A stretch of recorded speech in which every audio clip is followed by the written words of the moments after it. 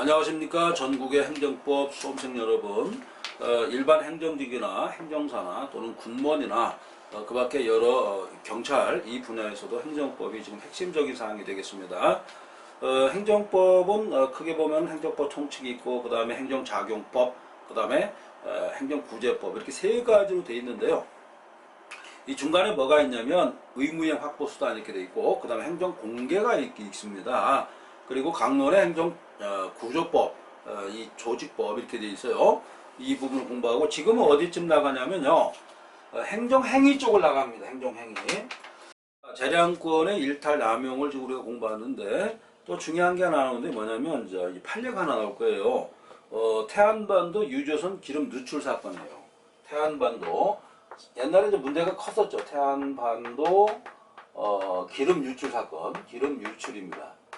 이 사건이 있었는데, 자, 이 사건이 있으니까 행정청에서 어떤 또 문제가 있었냐면요, 이 가판장이라든가 선장이 있습니다. 이 항해사 자격증이라는 게 있어요. 이 면허, 항해사 면허, 이거를 취소시켰습니다. 항해사 면허를 취소시켰다.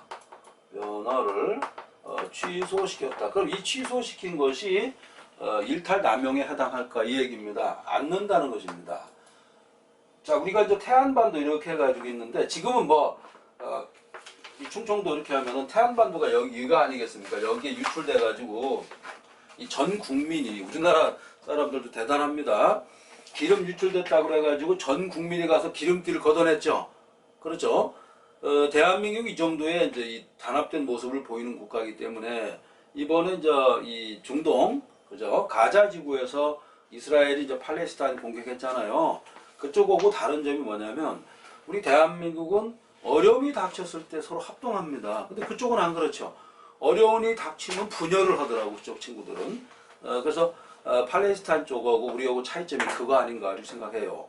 대한민국은 기름, 뭐 어떻게 보면 뭐 별거 아니다 싶을 수도 있지만, 기름 유출했을 때 온 국민이 가서 기름띠 걷어냈잖아요, 그죠? 이 판례입니다. 그래서 시험에 출제되겠습니다. 태안 기름 유출 사건 때 이 항해사도 이제 1급이 있고 2급이 있어요. 경력에 따라서. 항해사를 따는 방법은 해군사관학 출신들도 항해사 나오지만 해양대학 출신도 나옵니다. 그래서 부산 쪽에 있는 해양대학, 한국해양대학이 있고, 그 다음에 이 목포 쪽에 또 있죠. 목포해양대학. 여기 출신들도 많습니다. 솔직히 말해서 이 배사관, 이 항해사가 항해사를 하려면은 세계 지리에 대해서 상당히 밝아야 돼요. 해양법도 잘 알고. 여러분 잘 알지만 해양법이 무섭습니다. 어렵습니다. 이번에 이란한테 우리나라 유조선이, 그죠? 유조선이 이제 납치돼가지고 갔었지 않습니까? 호르무즈 해협에서. 자, 이것도 상당히 중요합니다. 왜 갔느냐? 환경 오염 때문에 갔다는 겁니다. 자, 여러분들, 유조선이 이렇게 있어요. 유조선. 유조선이 보통 이 만톤급으로 치면 몇 만톤급이냐면 항공모함 정도보다 더 큽니다. 항공모함. 항공모함 같은 경우는 우리가 생각할 때 한 만톤, 2만톤 이렇게 갈 수 있지만, 이건 10만톤이에요. 엄청나게 큰 건데, 한번 움직일 때마다 여기 이제 이 발효유라고 그러죠. 이게 엄청나게 가스가 나오고, 그 다음에 분진 같은 것이 밑에 흘러내려갑니다. 그러다 보니까 이란 측면에서 볼 때는 한국이 자꾸 미국 편을 들거든요. 그래서 이것을 납치한 사건이 있었습니다. 그리고 우리가 이란한테 석유 사가지고 아직 못 갚은 돈이 있어요. 이란은 지금 급하죠. 코로나도 엄청 퍼지고 지금 먹고 살기 힘들고, 거기다가 한국한테 구워준 돈, 그 석유값이죠. 그걸 안 갖고 있단 말이에요. 그래서 그걸 준다는 약속에 풀어진 사건입니다. 이거와 관련해서 태안반도 기름 유출 사건도 같이 연계해서 알아두시면 되겠습니다. 이런 식으로 시험이 출제됩니다. 자, 행정법은 20문제에서 25문제잖아요. 이렇게 시사적인 문제가 출제된다는 겁니다. 자, 태안반도 유출 사건 공개했습니다. 자, 그 다음에 또 문제가 된 건 뭐냐면, 최근에 이제 미성년자가 문제가 될 수가 있어요. 미성년자들을, 이 미성년자들이 이제 술집에 이렇게 출입하는 사건이죠. 그래서, 2번 출입을 시켰는데, 어떻게 했냐면, 영업 정지 처벌을 받았습니다. 미성년자. 자, 미성년자를, 여러분 노트에요. 출입했을 때 영업정지 처분받았다. 괜찮죠? 이것은 재량권 일탈 남용이 아니라는 것이 판례 태도가 되겠습니다. 자, 미성년자와 관련된 문제도 자주 출제되고 있다. 자, 행정법은요, 이렇게 상당히 시사적인 문제가 출제되고 있습니다. 자, 이번에 여러분들 그 병역법, 그 다음에 예비군 훈련법도 있었죠.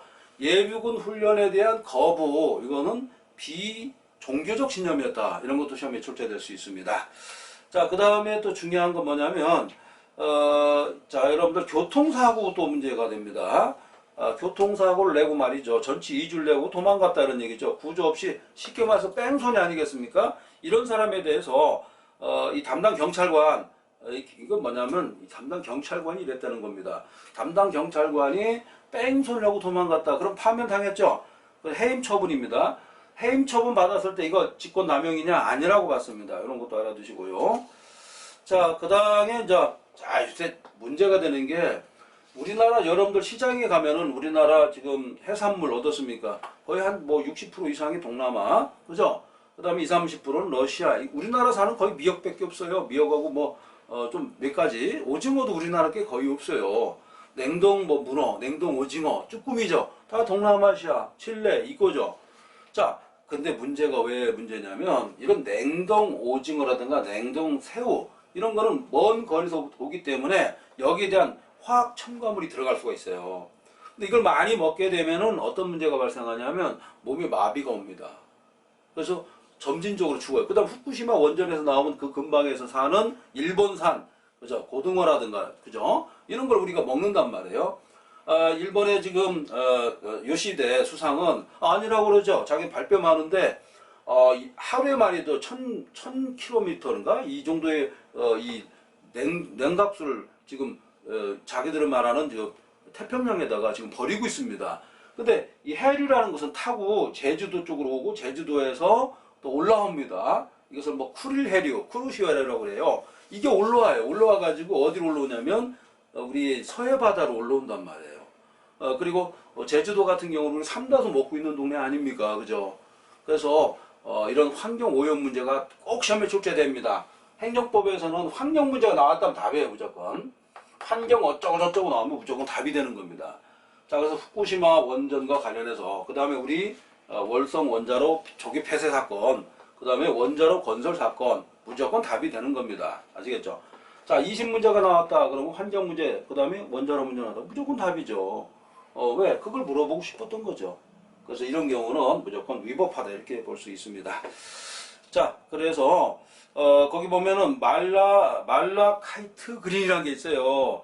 말라카이트 그린이란 어떤 색소 같은 게 있습니다. 예쁘게 만들려고.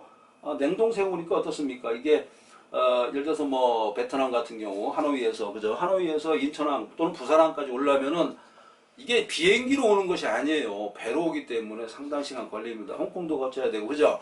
이렇게 거치다가 우리 식탁에 올라오려면 상당히 뭐 최소한 한 달 이상 걸립니다. 걸릴 수도 있고 더 걸릴 수도 있어요. 칠레 같은 경우는 뭐 칠레 뭐 가오리 같은 거, 그죠? 여러분 홍어, 저도 홍어를 되게 좋아합니다만 칠레산을 많이 먹고 있죠. 왜냐면 흑산도 홍어는 비싸요. 이거는 뭐 최소한 50에서 100만 원 먹어야 되고 칠레산은 뭐 5만 원만 있어도 충분히 먹습니다. 이게 저도 뭐 강의가 없는 날은 자주 가요. 제가. 근데 딱 보면 냄새는 비슷하죠. 근데 먹고 나면 약간 좀 기분이 안 좋은 게 있단 말이에요. 그래서 이런 생각을 해봐요. 혹시 이런 유해 화학물질 들어가지 않았을까? 이런 의심을 하게 된단 말이에요, 사람이.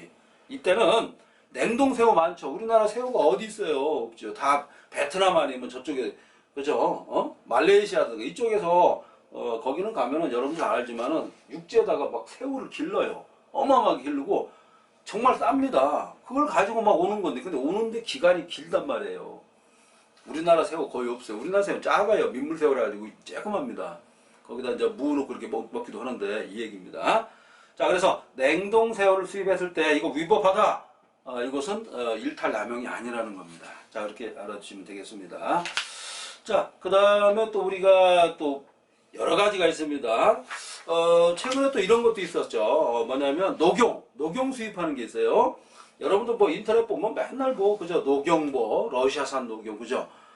러시아산 녹용이 좋은 건 알죠. 근데 문제는 뭡니까? 이것도 역시나 첨가물이 들어갈 확률이 많단 말이에요. 녹용도. 예?